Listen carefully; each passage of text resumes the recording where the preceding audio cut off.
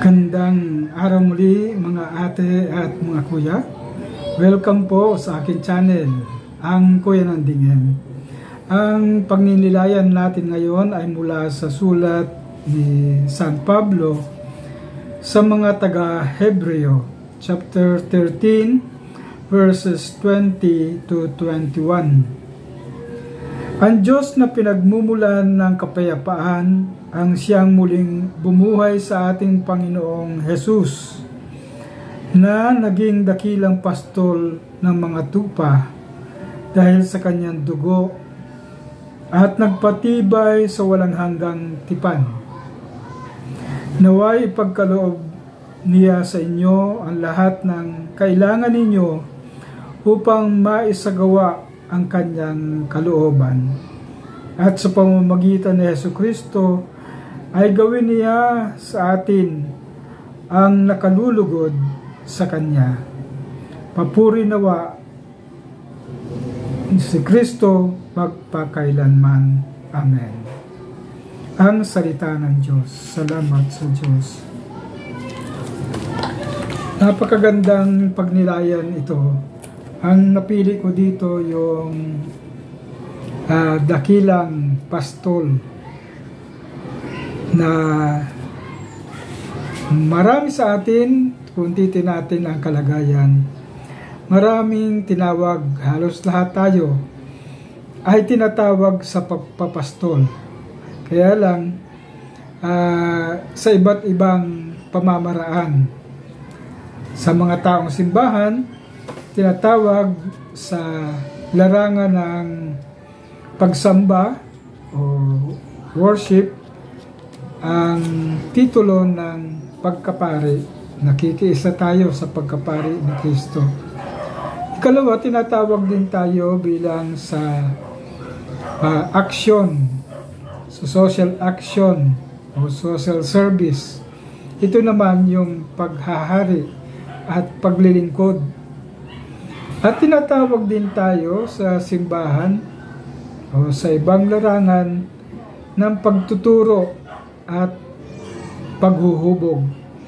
Ito ang tinatawag na malapropeta dahil do sa paghuhubog.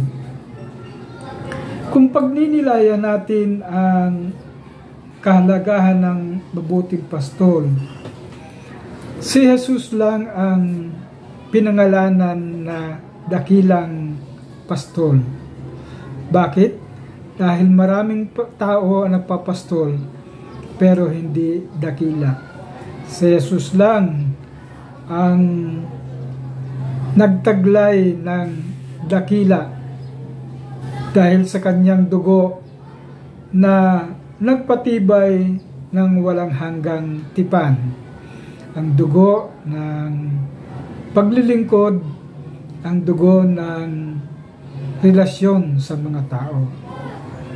Ang tipan ay napakahalaga. Ito ang iniwan ng Diyos sa atin na ipinakita niyang pagmamahal. Ang ugnayan ng Diyos at ang tao na di natitinag. Kung titingnan natin sa ating pang-araw-araw na buhay, napakahalaga ang pagiging pastol na ito. Kung gusto nating sundan ang kanyang mga apak ni Kristo bilang pastol, sana ay nakaugat tayo sa ugali at pamamaraan ni Jesus. Dahil kung siya ang ating susundan, siya ang may taglay ng mabuti at dakilang pastol. Ikalawa, meron tayong sa pagpapastol, napakahalaga ang pakikinig. Kung titingnan natin ang pagpapastol ni Jesus, ang tinitingnan niya ay ang kalagayan ng tao. Kung ito ay naghihirap, ito ay nangangailangan at mga aba, doon nakikinig si Jesus. Pinakikinggan niya ang kaloob-looban ng kanyang tinutulungan. Kahit nga mga taong masasama ay pinagbabago niya. At ikatatlo, nakikinig din ang dakilang pastol sa kalagayan.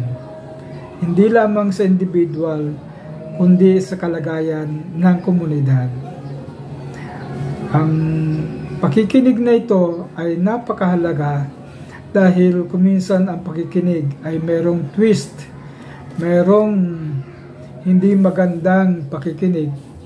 Kaya ang taglay na imahen kay Jesus ay dakila dahil ang kanyang pakikinig ay tunay, ang kanyang pagiging pastol ay mula sa puso, ang pagiging pastol niya ay mula sa kaloob-looban ng kanyang buhay.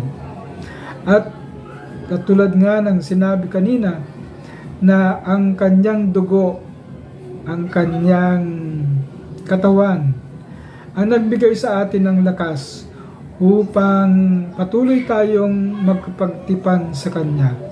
Binigyan tayo ng kalayaang mag-isip, binigyan tayo ng kalayaang magdesisyon, pero ang pagmamahal ng Diyos ay tuloy-tuloy at walang kupas. Yan ang dakilang pastol. So yan po muna ang aking ibabahagi at sana'y patuloy tayong magmahal katulad ng isang mabuting pastol. So ito po muna si Kuya Nanding at God bless po sa ating lahat.